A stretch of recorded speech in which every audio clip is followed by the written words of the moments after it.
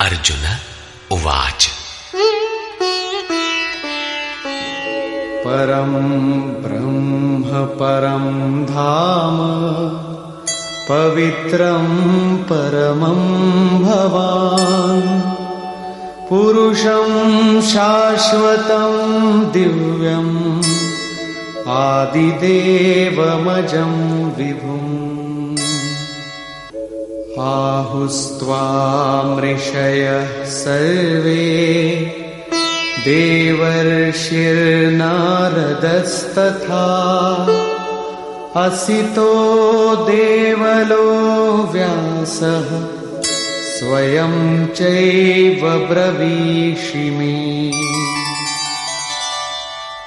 भगवान, आप परब्रह्म, परम धाम तथा परम पवित्र हैं, क्योंकि आपको सभी ऋषिगण सनातन दिव्य पुरुष, देवों का भी आदि देव, अजन्मा और सर्वव्यापी कहते हैं। परम पुरुष, परम धाम का ही पर्याय दिव्य पुरुष, अजन्मा आदि शब्द है। देवर्षि नारद, असित, देवल, व्यास तथा स्वयं आप भी मुझसे वही कहते हैं।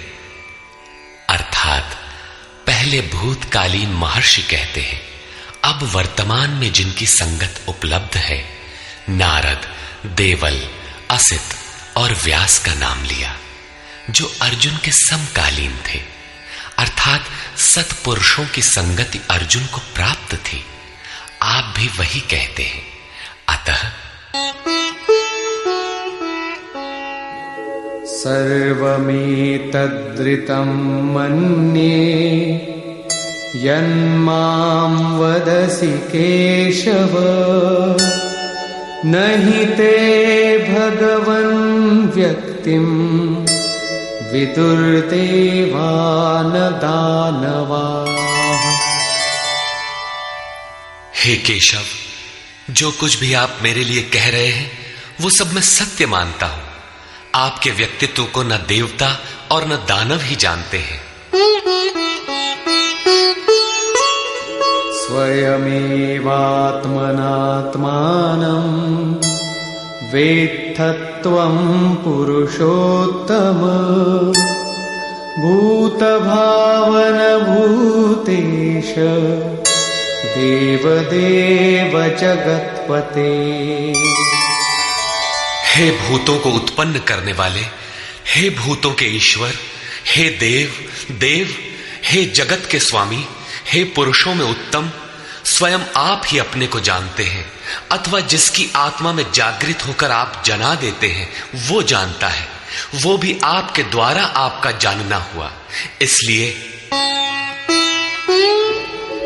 वक्तुमर्हस्य शेषेण दिव्यायात्मविभूतयः याभिर्विभूतिभिर्लोकान् इमांस्त्वं व्याप्य तिष्ठसि। आप ही अपनी उन दिव्य विभूतियों को संपूर्ण रूप से लेश मात्र भी शेष न रखकर कहने में सक्षम हैं, जिन विभूतियों द्वारा आप इन सब लोगों को व्याप्त करके स्थित हैं। कथं विद्यामहं योगिन् स्वां सदा परिचिन्तयन् केषु केषु च भावेषु चिन्त्योऽसि भगवन्मया। हे योगिन, श्री कृष्ण एक योगी थे। मैं किस प्रकार निरंतर चिंतन करता हुआ आपको जानूं, और हे भगवान, मैं किन किन भावों द्वारा आपका स्मरण करूं। विस्तरेणात्मनो योगं विभूतिं च जनार्दन भूयः कथय तृप्तिर्हि शृण्वतो नास्ति मे मृतम्। हे जनार्दन, अपनी योग शक्ति को और योग की विभूति को फिर भी विस्तार पूर्वक कहिए। संक्षेप में तो इसी अध्याय के आरंभ में कहा ही है, पुनः कहिए, क्योंकि अमृत तत्व को दिखाने वाले इन वचनों को सुनने से मेरी तृप्ति नहीं होती। रामचरित जे सुनत अघाही, रस विशेष जाना तिन नाही। जब तक प्रवेश नहीं मिल जाता तब तक उसे अमृत तत्व को जानने की पिपासा बनी रहती है। प्रवेश से पूर्व रास्ते में ही यह सोचकर कोई बैठ गया कि बहुत जान लिया, तो उसने नहीं जाना। सिद्ध है कि उसका मार्ग अवरुद्ध होना चाहता है। इसलिए साधक को पूर्ति पर्यंत इष्ट के निर्देशन को पकड़ते रहना चाहिए और उसे आचरण में ढालना चाहिए। अर्जुन की उक्त जिज्ञासा पर योगेश्वर श्री कृष्ण ने कहा, श्री भगवान वाच,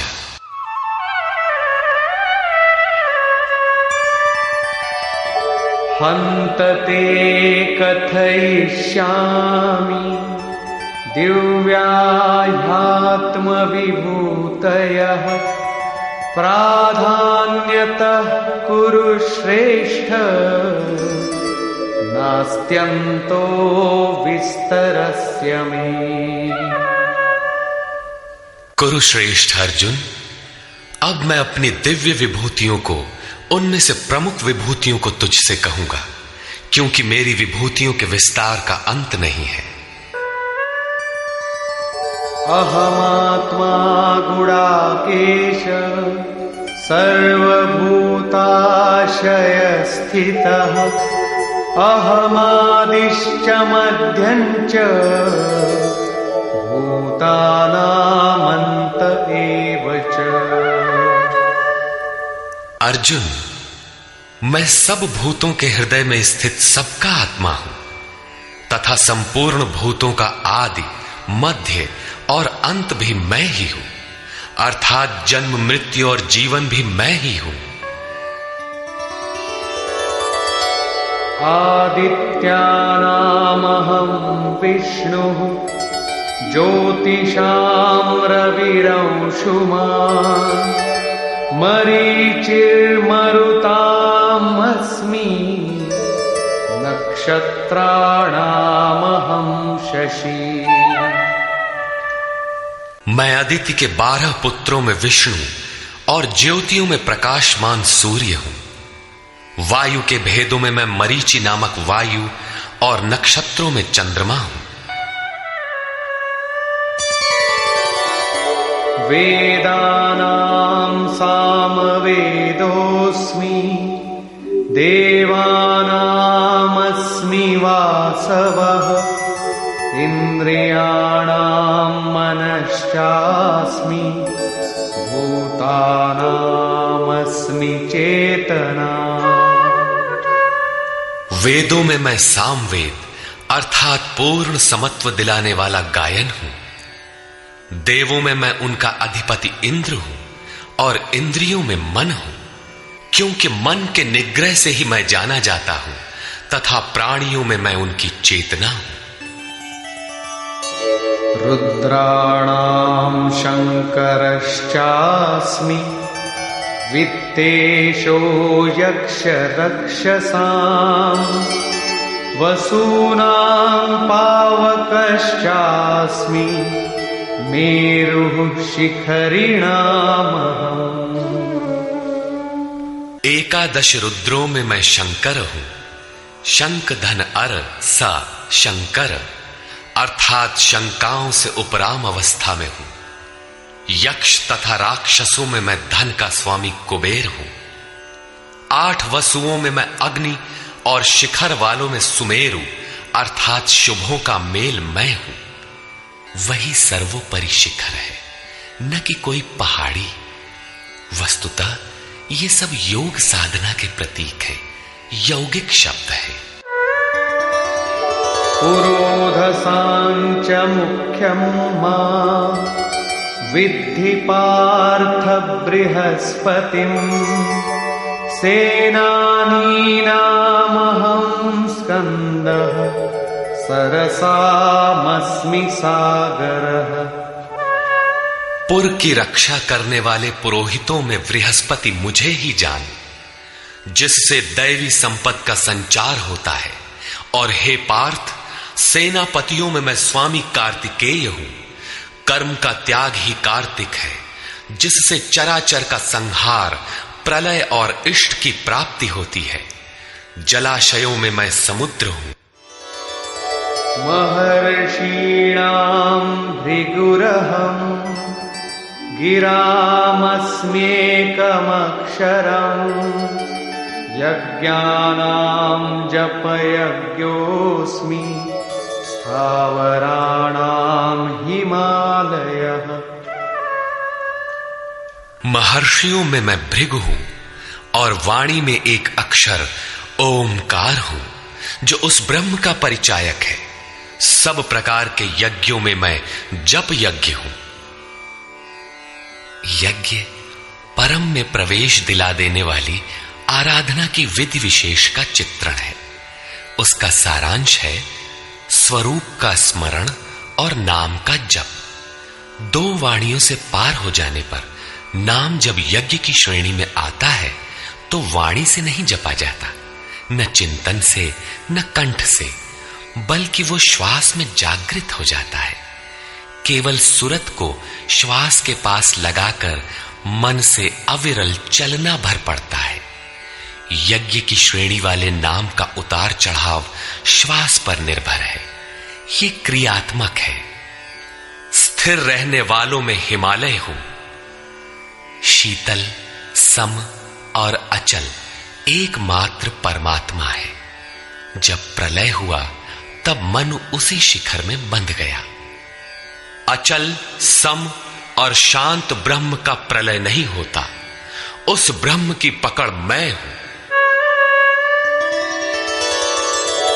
अश्वत्थः सर्ववृक्षाणां देवर्षीणां च नारदः गन्धर्वाणां चित्ररथः सिद्धानां कपिलो मुनिः। सब वृक्षों में मैं अश्वत्थ हूं। अश्व कल तक भी जिसके रहने की गारंटी नहीं दी जा सकती, ऐसा ऊर्ध्व मूलधः शाखम अश्वत्थ। ऊपर परमात्मा जिसका मूल है, नीचे प्रकृति जिसकी शाखाएं हैं, ऐसा संसार ही एक वृक्ष है जिसे पीपल की संज्ञा दी गई है। सामान्य पीपल का वृक्ष नहीं कि पूजा करने लगे। इसी पर कहते हैं कि वो मैं हूं और देवर्षियों में मैं नारद हूं। नाद रंध्रः स नारद।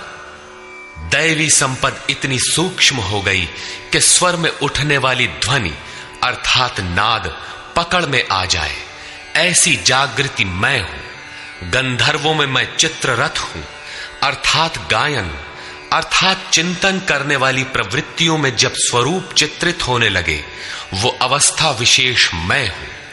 सिद्धों में मैं कपिल मुनि हूं। काया ही कपिल है।